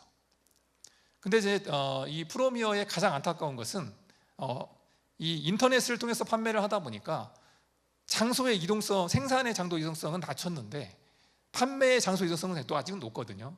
그래서 프롬 히어가 최근에 이 장소 이동성을 어떻게 생산의 이동성을 낮출 것인가를 고민하고 있습니다. 제가 대표적인 사례로 울릉도에 가면 독도문방구라고 하는 게 있습니다. 근데 독도문방구 대표를 만났는데, 독도문방구 대표가 기회가 있어가지고 일산에서 스타필드에서 한 달 정도 열을 개업을 해서 판매를 했는데 판매가 잘 안 됐답니다. 왜 그러냐고 물어보니까, 내가 울릉도에 있을 때는 독도라고 하는 가치가 분명히 살았는데 스타필드에 들어가 보니까 여러 상품 중에 하나이더라, 그 가치가 떨어지더라 라고 하는 겁니다. 그래서 그러면 어떻게 판매를 하고 있냐라고 하니까, 인터넷 판매도 하고 있지 않냐 제가 물어봤어요. 그랬더니 인터넷 판매를 하고 있는데 40% 정도는 절대 인터넷에서 판매를 하지 않는다. 독도, 울릉도에 와야만 40%의 판매 상품을 살 수가 있고 나머지 60%만 인터넷에서 판매하고 있다고 하더라고요. 바로 이런 겁니다. 독도의 가치를 느끼기 위해서는 울릉도에 가서 독도 문방구에 가야만 그 독도의 가치가 더 선명하게 가져오는 것처럼 그 지역에 가야만 그 가치가 더욱더 가치 있게 느껴지는 그런 산업들을 만들어가는 장소의 이동성을 최대로 낮추는 전략이 저는 필요하다고 보는 겁니다. 두 번째, 장소 기반 컨텐츠 산업인데요, 혹시 가운데에 저 보리밭에서 연주하시는 분이 너무 사진이 작아서 누군지는 모르시겠죠? 일본의 유명한 피아니스트 유키 구라모토입니다. 유키 구라모토가 여기에 이 보리밭에 와서 석양이 치는 저기에서 보리밭에서 연주를 한 이유는, 유키 구라모토가 실제로 이곳으로 연주를 한번 하고 싶다라고 전화를 왔다고 합니다. 죽산에 김제에 있는 죽산이라고 하는 아주 조그마한 동네입니다. 김제시에 있는 조그마한 마을인데, 이곳에 MBC PD인 최별이라고 하는 PD가 이곳에 이사를 옵니다. 연고가 있었던 사람이 아닙니다. 취재를 하다가 너무 살기 좋은 것 같아서 그냥 왔습니다. 그래서 여기에 와가지고 집을 고치고 사는 모습들을, 일상을 컨텐츠로 오릅니다, 유튜브에. 그런데 죽산은 아마 우리나라에서 거의 유일하게 지평선을 볼 수 있는 곳이거든요. 정말 끝없이 평야가 이어져 있습니다. 사실 제 고향이 김제이고요, 저는 거기서 살았습니다. 그런데 그것이 유일하다는 생각을 해본 적이 없어요. 저는 그냥 그렇게 살았고, 우리 동네는 제일 높은 산이 해발 한 60m 정도 됩니다. 저는 그게 산인지 알고 살았고, 그런데 많은 사람들에게는 이러한 풍경이 굉장히 매력이 있었나 봅니다. 그래서 아주 일상입니다. 사람들에게 일상을 보여주는 화면들인데, 지평선이 보이는 들판이 언제는 푸릇푸릇하게 보리밭이 됐다가 다시 벼가 자랐다가 겨울이 되면 다시 하얀 눈새를 펼치는 이 모습들이 미디어를 통해서 재현되면서 이미지를 새롭게 만들어가면서 사람들에게 굉장히 신선한 이미지로 다가왔나 봅니다. 그래서 유키 구라모토도 이 죽산이라고 하는 곳이 자기가 옛날에 살았던 모습하고 굉장히 유사했던 모양입니다. 그래서 유키우라모토가 여기에 내려와서 그 삼거리가 있는데요. 삼거리가 지금 거의 한 90% 공실입니다. 다 비어 있어요. 정말 거기가 번화가 있는데 다 비어 있는데 그 빈 상점의 삼거리에서, 죽삼 삼거리에서 여명 또는 새벽이라고 하는 작품을 새벽 3시에 연주를 합니다. 그리고 그 다음날 연주한 게 보리밭에서 석양에서 연주한 작품입니다.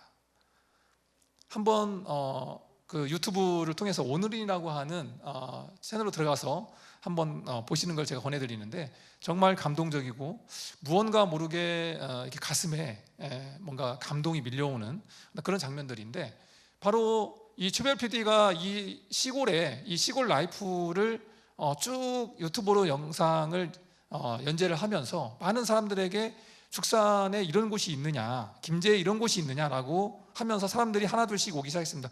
최근에 시골마을 이장우라고 프로그램이 방영되고 있는데요. 그 이장우가 술집 물 연대가 바로 이 죽산입니다. 여기입니다. 그래서 지금 이 최별 PD에 의해서 이장우도 들어와서 지금 주조장을 새롭게 다시 재생을 하고 있고, 또 그러다 보니까 청년들이 들어와 가지고 그 이미지를 새로운 마을로 만들어가기 위한 노력들을 하고 있습니다. 그래서 그 지역에서 나는 쌀과 콩과 이런 곡물을 가지고 이 베이커리나 음료를 만드는 업체가 하나 들어왔고, 그 다음에 뭐 와인, 그 다음에 자수하는, 그러니까 이제 그 오늘이라고 하는 PD가 채널에서 그 어르신들하고 이렇게 뭘 만듭니다. 이게 그래서 옷도 만들고 그 다음에 팔토시도 만들고 하는데, 바로 프랑스 자수하는 청년이 들어와가지고 그 어르신들하고 콜라보를 통해서 새로운 상품을 만들고, 그러면서 이 지역에 새로운 형태의 컨텐츠를 만들어 나가는 사례 중에 하나입니다. 그리고 세 번째는 장소 기반 체험인데요. 이 장소 기반 체험은 한 번 더 뒤에서 말씀을 한번 드리겠습니다. 그러면 인구가 감소함에도 불구하고 또 혁신적인 기업이 들어오는 지역도 있습니다. 지금부터는 사례를 2가지를 설명을 드릴 텐데요. 저는 이제 앞에서 말씀드린 것보다 이 사례가 더 중요하다고 생각을 하는데요. 굉장히 인구가 작은 가미야마라고 하는 곳입니다. 가미야마라고 하는 곳은 인구가 2만 정도 됐는데 지금은 인구가 5천 정도로 줄어든 지역입니다. 우리나라의 인구가 2만인 지역이 인천의 옹진군이라고 있습니다. 그게 우리나라에서 인구가 3번째로 적은 지역인데요. 인구가 딱 2만 정도 됩니다. 그런데 그 2만 정도 되는 인구가 한 30년 만에 5천 정도로 줄어들었다고 보시면 됩니다. 아마 속도가 더 빨라질 거니까 10년 후에 옹진군이 5천으로 줄을 수도 있습니다. 바로 그러한 지역에 오오나미 시냐라고 하는 사람이 이 동네에 들어오면서부터 갑자기 변화가 시작되는 그런 이야기입니다. 제일 먼저 한 것은 오미야메 시냐는 실리콘밸리에서 유학을 했는데요. 유학을 마치고 시골에 아버지의 가업을 잇기 위해서 시골로 돌아옵니다. 그런데 인구가 한 5천 되는 시골로 들어와서 미국에서 샌프란시스코에 살다가 얼마나 재미가 없겠습니까? 그래서 항상 찾고 있던 게 뭔가 재밌는 일을 만들어야겠다라고 하는데, 그러다가 어느 날 자녀의 학교를 가게 됐는데 그 학교에서 앨리스라고 하는 인형을 보게 됩니다. 이 앨리스라고 하는 인형은 1927년도에 미국 펜실베니아에서 일본의 도시들하고 우호 친선을 맺기 위해서 보내준 인형입니다. 그래서 인형에는 여권이 있고 주소도 있고 이름도 있고 나이도 있습니다. 다 있는데 문제는 이게 2차 세계대전을 거치면서 적국의 인형이라고 해서 다 태웠단 말입니다. 그래서 한 2천 몇 개가 일본으로 들어왔는데 인형이 300개도 안 남은 상황이었습니다. 그런데 바로 이 가미야마에 그 인형이 남아있던 거죠. 그래서 오오나미 시냐가 친구들하고 5명 묶어가지고 국제교류협회라고 하는 걸 만듭니다. 그래서 이 인형을 다시 돌려줘 보자, 고향으로 돌려보내는 운동을 하자라고 해가지고 펜실바니아에 전화를 해가지고 그 보내준 사람의 친척을 만나서 인형을 보내주기를 합니다. 아주 자그맣고 사소한 이야기라고 할 수 있는데 바로 인구 5천 되는 지역에서는 큰 일이었고 작은 성공 중에 하나로 기억을 하게 됩니다. 그래서 사람들이 우리가 움직이니까 아무것도 일어나지 않을 것 같은 5천 인구의 마을에 뭔가 새로운 변화가 만들어지는데 라고 하는 자신감을 얻게 된 겁니다. 국제교류협회 이름은 대단하지만 인구는 5천 명이고 협회 인원들은 친구들을 만들어진 5명이 만들어진 겁니다. 그 5명이 지역을 위해서 뭔가를 움직이니까 새로운 일이 만들어지기 시작했다는 거죠. 그래서 이 친구들이 안 되겠다, 우리가 그냥 가만히 있지 말고 지역을 위해서 새로운 거 뭔가를 만들어 보면 어떨까? 라고 해서 두 번째 하기 시작한 것이 1993년도에 외국인 청년 교사들의 연수 프로그램을 유치를 합니다. 사실 이 지역은 인구가 5천 명밖에 안 되다 보니까 호텔도 없고 식당도 없고 연수 시설도 없었습니다. 그럼에도 불구하고 이 친구들이 그러면 우리는 다른 지역은 못하는 마을에 1대1로 뭐 갑동이, 을동이 집에다가 한 명씩 들어가는 방식으로 거기서 밥도 먹고 식사도 해결하고 하자라고 해가지고 이 외국인들의 강사가 들어옵니다. 그래서 3일간 들어오는데 3일간 들어오는 것을 10년 이상 하니까 어떤 일이 벌어질까요? 처음에는 목욕탕 갔는데 갑자기 노란 머리에 외국인을 만나서 깜짝깜짝 놀립니다. 그런데 한 10년 하다 보니까 이제는 아무렇지도 않죠.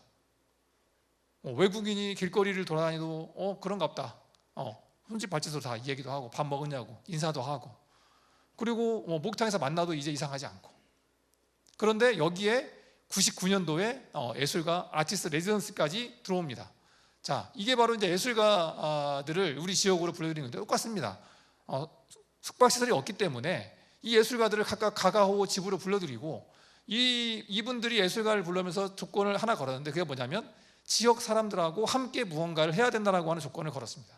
그래서 예술가들이 와서 지역 주민들하고 숲속에다가 이 숨겨진 도서관을 같이 만들고, 또 지역에서 내려오는 다양한 이야기들을 이렇게 도깨비 이야기들을 전시하고 하다 보니까 지역에 새로운 활력이 불어넣기 시작하죠. 바로 이렇게 외국인 예술가들이 이제는 100여 명 이상의 예술가들이 1년에 지역에 들어오는, 그러다 보니까 외국인이 사실 외국인 중에서도 예술가가 가장 굉장히 괴짜라고 해야 되나요? 괴짜이지 않습니까? 머리도 어떤 사람은 암 깎고 머리도 길고 도포자락 같은 거 휘날리고 이런 사람들이 예술가이지 않습니까? 그런데 그런 괴짜들이 아무리 지역에 와도 이제는 전혀 이상하지 않은 그런 동네가 된 겁니다. 말 그대로 다양한 가치에 대한 수용성이 점차적으로 높아지고 있다는 겁니다. 그래서 바로 이러한 다양한 수용성이 높아짐으로써 그 지역이 가지고 있는 개방성이 높아지고, 그러다 보니까 IT 기업이 들어오기 시작합니다. 자, 이 장면이 제일 인상적인 장면인데 NHK에서 바로 노트북을 끼고 화상회의를 하는 장면입니다. 이게 이제 일본의 NHK에 나가면서 저런 동네가 있냐, 저런 동네라면 나도 저기 가서 한번 일하고 싶다라고 하면서 IT 기업들이 점차 들어오기 시작합니다. 그래서 지금은 한 20여 개의 IT 기업이 들어와서 가미야마가 다시 인구가 늘어나고 있는데요. 이 지역은 인구 정책의 슬로건이 뭐냐면 인구는 감소하지만 창조적 인구는 늘어나는, 지역의 혁신은 계속 늘어나는 창조적 인구 감소라고 하는 슬로건을 내걸고 지금은 이렇게 혁신적 기업들을 유치하기 위한 노력을 하고 있습니다. 두 번째 사례입니다. 짧게 말씀드리겠습니다. 우리 지역 사례입니다. 장수군 사례인데요. 장수군도 인구가 2만밖에 안 됩니다. 제가 작년에 장수군의 인구정책을 하러 갔을 때 인구정책 담당자가 저한테 요구한 게 뭐냐면 하루라도 젊은 사람들이 장수군에 좀 바글바글 했으면 좋겠다라고 하는 얘기를 했습니다. 마침 제가 이 친구를 만났는데요. 김영록이라고 하는 친구가 2020년도에 이 장수군으로 귀촌을 하게 되는데요. 장수군으로 돌아가지고 이 친구가 하는 것은 달리기입니다. 산악 달리기인데, 산악 달리기를 하다 보니까 이 친구가 할 수 있는 것은 들어가가지고 사람들하고 달리기를 하는 겁니다. 그러면 산악 달리기를 뭔가 한번 이 지역에서 하면 어떨까라고 고민을 하다가 이 친구가 처음에 2022년에 처음으로 달리기 대회를 엽니다. 처음에는 그냥 런닝 크루였어요. 조그마한 동네에 아이들하고 달려보고 산을 달려보고 플로깅도 하고 하다가 이제는 대회를 한번 열고 싶다라고 했는데 그게 마음대로 되지 않았습니다. 사실은 한 200명을 목표로 했는데 한 150명밖에 모집하지 못했어요. 정말 열심히 모집을 했는데도 불구하고. 그런데 24년도를 거치면서 완전히 성공한 대회로 탈바꿈하게 되거든요. 이 친구가 장수군을 한번 내가 여기서 산악 달리기의 성지로 한번 만들겠다라고 얘기를 하면서 그 유사한 지역이 있는데 그게 뭐냐면 프랑스의 샤먼이라고 하는 지역이 있습니다. 근데 이 지역이 장수군하고 거의 비슷해요. 인구도 비슷하고 지형도 비슷하고, 또 심지어는 최초의 대회를 부부가 함께 했다는 것도 비슷합니다. 김용록이라는 친구는 장수군으로 들어온 이유는 딱 하나입니다. 여자친구가 장수군 출신이어서 같이 들어온 겁니다. 지금은 이제 결혼해서 함께 살고 있습니다. 그래서 이 친구가 여기 살고 있는데 제가 생각할 때 이 산악 달리기라고 하는 것이 새로운 형태의 생활 인구를 불러들일 수 있는 뭔가 매개체가 될 수 있겠구나 생각을 해서 장수군에 제가 얘기를 했습니다. 팀장님, 이거 한번 같이 해봅시다 라고 하니까 처음에는 굉장히 어려웠습니다. 이게 어느 팀으로 가야 될 거냐, 관광으로 가야 되는가? 관광팀장 만났습니다. 이거 관광팀장님 이거 한번 해보시죠. 이것은 산림 쪽으로 가야 될 것 같습니다. 그래서 산림을 또 만났습니다. 산림 산악달리기 한번 해보실까요? 그랬더니 또 이거 관광인 것 같은데요. 그래서 사실은 저희가 지역에서 산업할 때 가장 힘든 게 공무원 설득하는 게 가장 힘듭니다. 근데 그때 기획팀장님이 제가 그냥 하겠습니다 라고 해가지고 기획팀장님이 이 사업을 받아주기 때문에 사업이 시작됐습니다. 그리고 기획팀장님이 그러면 이것을 한번 우리가 제대로 된 사업을 만들어 보자 라고 해서 행안부의 로컬 브랜드 사업이 있었습니다. 그래서 로컬 브랜드 사업에다 공모를 했는데 이때 로컬 브랜드 사업에 27억을 받아가지고 인프라를 구축을 하자. 그래서 새로운 코스도 만들고 또 숙박시설도 좀 만들고 좀 뭔가 대회를 개최하기 위한 인프라를 좀 구축하는 데 들였고요. 그 다음에 지방소멸기금 그해 2023년도에 호남 지역에서 유일하게 S등을 받아가지고 144억을 받았습니다. 그래서 그걸로 뭔가 새로운 형태의 시작이 됐는데 그 다음이 중요합니다. 올해는 국토교통부의 민간협력 지역혁신 사업에 118억을 받았습니다. 이번에는 블랙야크가 붙었는데요. 블랙야크가 붙어가지고 이제는 이 지역을 새로운 형태의 트레일 레이스와 기반한 산업의 전진기들을 만들어보자 라고 형태로 나아가고 있습니다. 그래서 지금은 처음에는 어떻게 하면 생활인구가 한번 와가지고 바글바글한 곳으로 만들까라고 하는 곳에서 이제는 중장기 체류, 트레일 레이스를 위한 사람들의 거점 공간으로 만들어가고 있습니다. 그래서 트레일 빌리지를 만드는 사업이 지금 현재 조성되고 있습니다. 그래서 숙박과 그 다음에 훈련을 위한 훈련센터, 그 다음에 재활을 위한 재활센터, 심지어 최근에는 군산에 리턴이라고 하는 스포츠 재활업체가 이곳에 투자를 해서 트레일 레이스를 위한 재활 산업을 여기에 육성하기로 이야기를 했습니다. 그리고 스포츠 음료도 함께 재활 음료도 하고 있고, 그래서 이런 트레일 레이스를 위한 캠프가 만들어지고 있고요. 그 다음에 두 번째는 이제 산업이 만들어지고 있습니다. 이 산업을 위해서 현재 블랙야크가 현재 투자를 하고 있고요. 그 다음에 최근에는 비스크라고 하는 초기 엑셀레이팅 기업입니다. 기업과 장수군이 협업을 통해서 어떻게 하면은 장수군을 트레일 레이스와 연관된 새로운 산업의 전진기를 만들 것인가 라고 하는 것을 가고 있습니다. 그래서 제가 여러분들에게 말씀드리고 싶은 것은 이 장수군의 사례를 통해서 보시는 것처럼 처음에는 한 친구의 어떤 조그마한 성공이 지역을 조금씩 변화시키면서 발전하더니 이제는 그냥 단순한 대회가 아니고, 저희가 올해의 대회를 4번 했는데요. 한 대회에 거의 한 2,000명씩 사람들이 왔습니다. 처음에 150명 모집도 힘들었는데 지금은 한 해에 한 4,000, 5,000명 정도가 오는 대회가 만들어졌고, 앞서 보신 것처럼 지금 내년은 7,000명을 목표로 대회를 준비하고 있습니다. 이제는 반려견과 함께하는 트레일 레이스, 가족과 함께하는 트레일 레이스, 그 다음에 트레일 투어라고 해서 한 2박 3일, 3박 4일 동안 트레일 코스를 함께 가면서 또 관광지를 둘러는 그런 방식으로 진화를 하고 있고, 이제는 트레일 레이스와 연관된 산업들을 들어오고 있습니다. 그러다 보니까 저는 장수군이 지역에 새로운 형태의 어떤 혁신과 개방을 통한 인구가 들어오는 지역, 산업을 통해서 새로운 형태의 지역 활력이 들어오는 지역이 되지 않을까라고 자신 있게 설명을 좀 드리고 있습니다. 앞으로 저희 장수군 또 전북에 대한 관심도 많은 관심 부탁드리겠습니다. 이상입니다.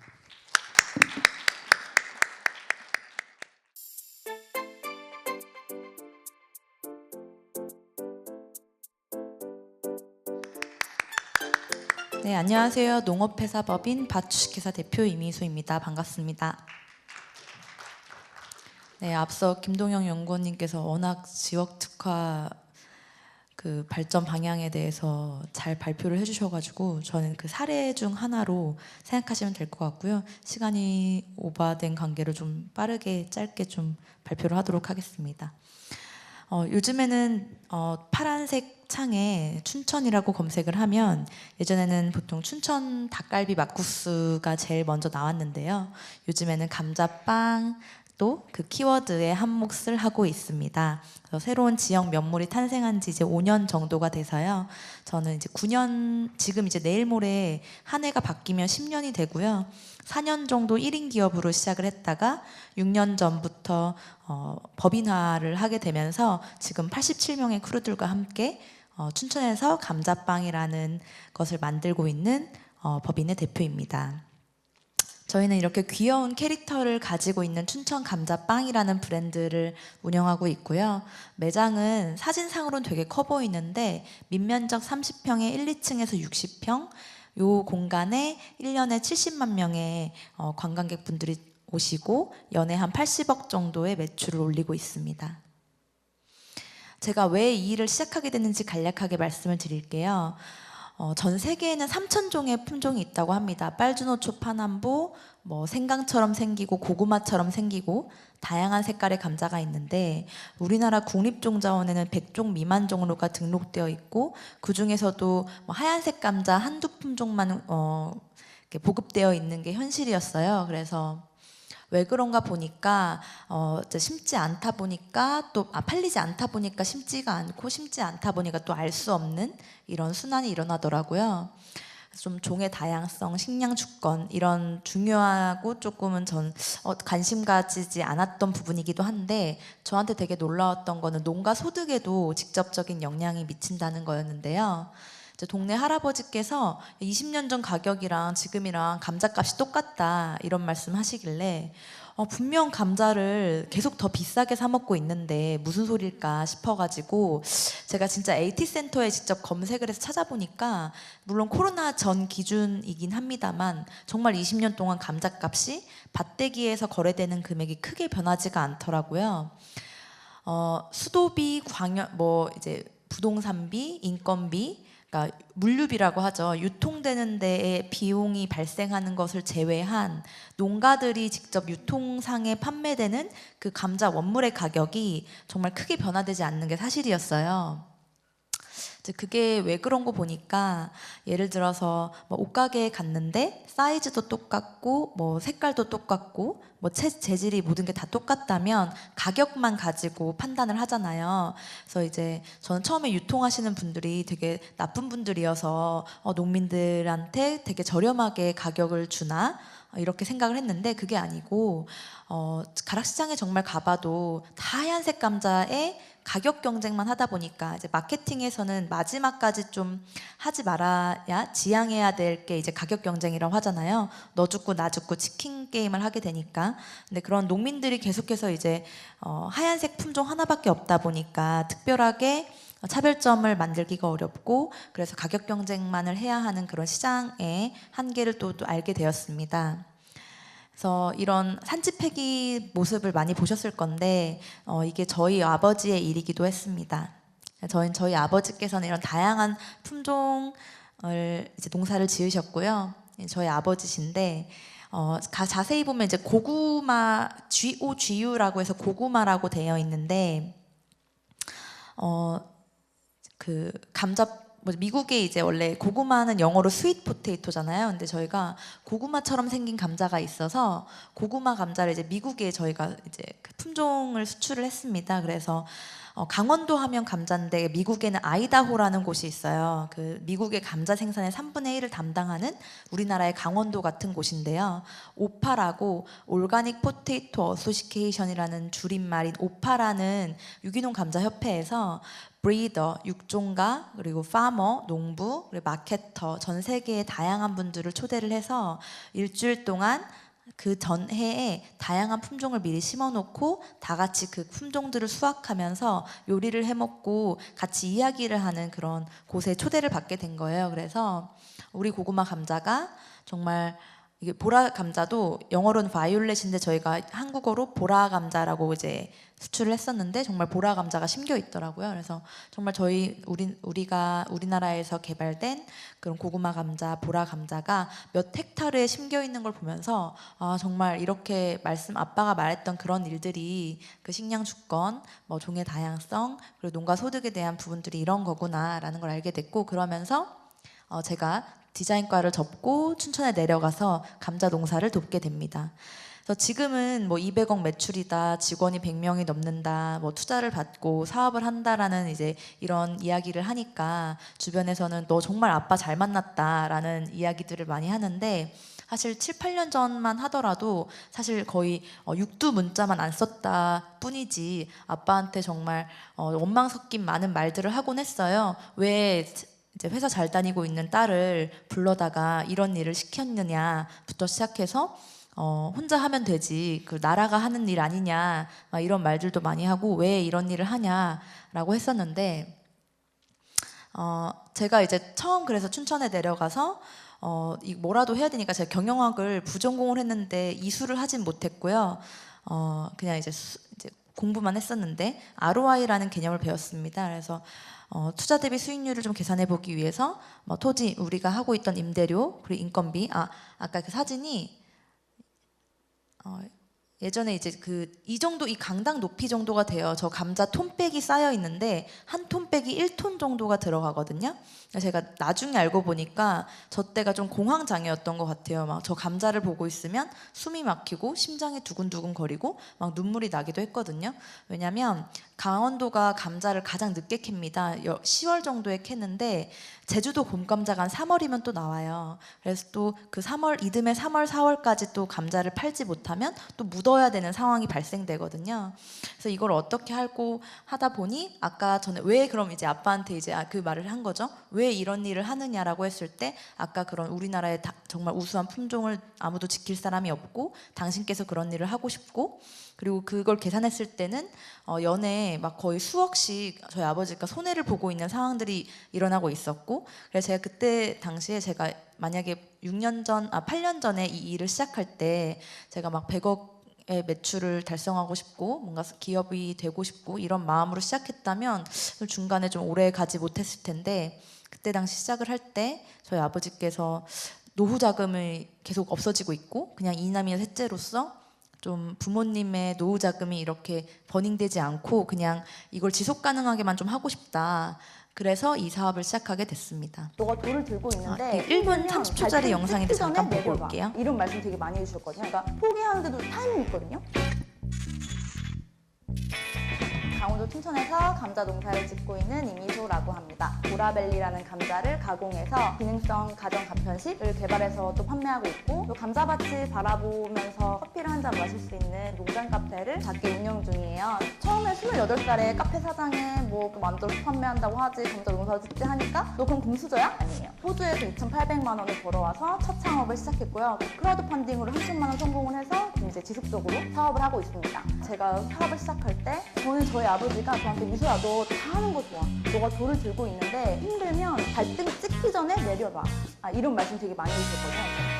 저는 일단 페디카를 세상으로 들어갔는데 그것도 포기했고, 호주도 2년 갔다 오려고 했는데 6개월밖에 못 갔다고, 회사도 진짜 잘 입사했거든요. 원하는 회사에. 근데 그것도 6개월 만에 나왔고, 우리나라를 보면은 뭔가 수강 신청을 하고 끝맺지 못한다거나 중도에 포기하는 걸 낙제자, F, 실패자 이렇게 낙인을 찍어서 생각을 하잖아요. 그래서 나 이 회사 진짜 쓰레기 같은데 2년만 다닐 거야 라든지 나 절대 이 전공은 안 할 건데 지금까지도 막 한 게 아까워서 1년만 다니고 그냥 졸업하려고 하는 친구들이 진짜 많아요. 그러니까 그게 경제학적으로 봤을 때 매몰 비용이거든요. 지금까지 매몰한 비용이 아까워서 더 큰 손해를 감수하는 그런 배팅을 찍는 경우가 생기는 거예요. 그러니까 포기하는데도 타이밍이 있거든요.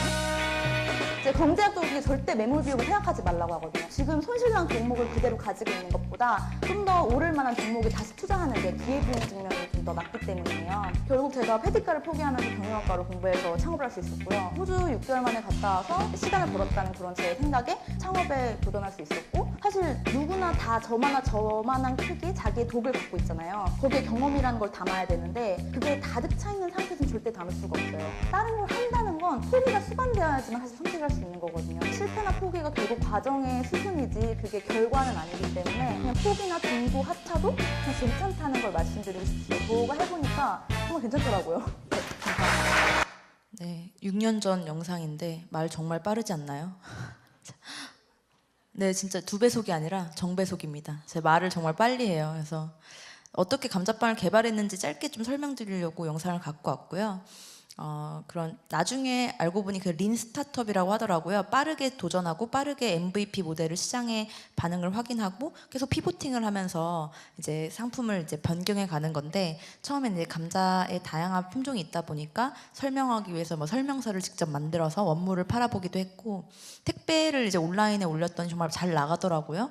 너무 신기한 경험이었고, 그래서 감자를 까면 더 잘 팔리지 않을까 해서 깐 감자도 팔아보고, 춘천하면 막국수가 유명하다 보니까 메밀 막국수는 좀 뚝뚝 끊기거든요. 그래서 감자 전분을 넣으면 좀 더 쫄깃하지 않을까 싶어서 메밀 감자 막국수를 만들어 팔기도 하고, 피클 같은 경우는 보통 감자가 전분이 많다 보니까 텁텁해서 맛이 없는데, 저희가 가지고 있던 품종 중에서 가장 전분 함량이 낮은 품종이 있어서 그 품종으로 이제 피클을 만들기도 하고, 이런 걸 제안서를 써서 뭐 대기업에 제안을 하기도 하고, 그랬더니 너무 신기한 건 온라인에서 더 많이 감자가 계속 팔리더라고요. 그때도 더 신기했던 건 이렇게 많이 팔리는데도 돈이 하나도 남지 않는 신기한 경험들을 하게 됩니다. 그래서 뭐 주말이면 DDP 같은 데 가서 주말에 장터를 나가기도 하고요.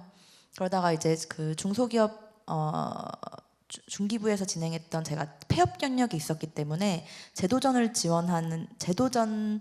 하는 이제 그 폐업 경력이 있는 창업자들에게만 지원을 하는 제도전 지원 창업에서 3천만 원 지원을 받아가지고 예뻐보라라는 감자 분말식을 만들게 됩니다. 그것도 사실 또 잘 안 됐고요. 그러다가 강원 창조경제혁신센터에서 지원하는 로컬 크리에이터 지원 사업에서 1,500만 원 지원을 받아서 그 카페를 리뉴얼하면서 지금의 감자밭을 만들게 되고요. 그때 당시에도 그 감자밭을 오픈하고 나서도 1년 반 정도 감자빵이 나오기 전까지 뭐 감자 프레첼, 감자 단팥빵, 고구마 감자 마늘빵 줄여서 고감마빵, 감자 닭갈비 파이, 뭐 이런 다양한 감자를 이용한 디저트를 개발해서 판매를 했습니다. 그러다가 지금의 감자빵을 개발하게 됩니다. 그래서 그 이듬해인 2021년도에는요 전국에서 그 관광공모전인 1등상인 대통령상을 수상하기도 했습니다. 네, 그래서 지속 가능한 이런 지역 기업으로 거듭나기 위해서 우리가 그럼 그 다음엔 어떻게 해야 할까라는 고민들을 하게 됐고요. 그래서 이제 법인화를 해야겠다. 내가 개인 사업자로 이렇게 하는 게 아니라 좀 더 크루들과 함께 뭔가 좀 더 지속 가능하게 해봐야겠다라고 생각하면서 비법인화를 하기로 했고요. 이 영상은 짧지만 그냥 넘어가도록 할게요. 저희는 감자밭이라는 브랜드를 가지고 있는 농업회사법인 밭 주식회사고요. 브랜드명은 감자밭인데 CI는 이제 밭입니다. 그래서 밭에는 3가지 의미가 있고요. 첫 번째는 농사짓는 밭이라는 뜻이 있고, 두 번째는 이제 모두가 성장할 수 있는 터, 그리고 개개인의 마음의 밭이라는 뜻이 있습니다. 그래서 지금은 모두 함께 이렇게 밭이라는 곳을 일구고 있고요. 그 뒤로도 이제 사실 지역에서 수많은 명물들이 많이 만들어지고 있지만 그 지속 가능하게 되는 게 많지가 않고 막 이렇게 카피가 된다거나 시장이 이제 좀 그래서 경쟁력을 잃어버리는 경우가 많은 것 같아요. 그래서 지역 명물로 그냥 끝나는 게 아니라 우리가 계속 이제 그 따라해서 카피만 하고 서로 그래서 지역 명물의 그런 것들을 잃어버리는 게 아니라 이 지역에서 개발된 이것도 세계 시장의 무대에서도 경쟁력이 있다는 걸 보여주는 것이 우리가 좀 더 지속 가능할 수 있게 되는 이제 방법이 되지 않을까라고 생각을 하게 돼서 뭐 프랑스엔 크루아상이 있고 일본엔 모찌가 있고 독일에는 프레첼이 있듯이 우리나라에는 감자빵이 있는 것을 좀 더 세계 시장에 알려보면 재밌지 않을까라는 생각을 하게 돼서 지금은 이제 세계화를 노력하고 있고요. 그래서 이렇게 저희가 그 지역에서 이런 브랜드를 하면서 뭐 이천의 쌀빵이라든지 이런 다른 플레이어들이 다른 이제 신규 창업자들이 이제 지역에 와서 하게 되는 일들이 이제 일어나게 되는 것 같습니다. 그래서 저희는 한편으로는 이제 춘천 감자 축제를 올해 이제 성황리에 개최를 해서 내년에는 이제 지자체와 함께 같이 할 수 있게 됐거든요. 뭐 인스타그램에서 게시물 1,000만 뷰를 돌파하기도 해서 되게 반응이 좋았습니다. 그래서 한편으로는 춘천에서 지역 명물로 어떻게 자리 잡을 수 있을까를 고민하는 동시에 세계 시장에서 어떻게 우리 이 지역에서 만들어진 이 상품이 경쟁력이 있다는 것을 증명받을 수 있을까라는 것을 같이 고민하면서 세계화에 집중하고 있습니다. 네, 자신만의 밭을 일구고 계신 여러분들 응원하면서 발표 마치겠습니다. 감사합니다.